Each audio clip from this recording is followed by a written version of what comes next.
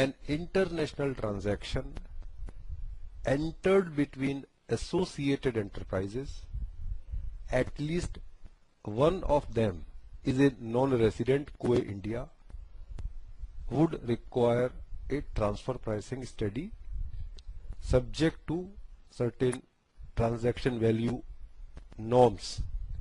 Now the legal due diligence triggers in. It's a critical component to any corporate transaction. But what does it comprise of? What does it constitute of? The key areas, I think, would be the material business contract. If we're looking at a startup that's coming into this country, then we see them form C corporations. Very, very occasionally we see them form LLCs. The employment visa has to be there. Then once they come in, there should be a foreigner's registration. So that is applicable to any foreigner coming in for more, and they're going to stay for more than 180 days. As far as mining is concerned, we have the Mines and Minerals Development and Regulation Act made for a mining lease, prospecting license, or a reconnaissance permit.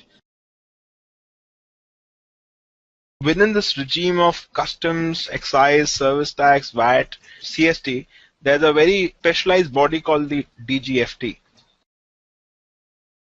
Mostly the role of a investment banker in a mergers and acquisitions transactions is that of a orchestrator.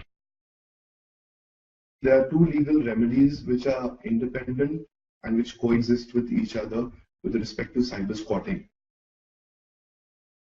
When they start with a vendor, they enter into something called a master service agreement, which outlines the broad legal understanding between the two parties, and everything like money, deliverables, schedules get registered in another document called statement of work.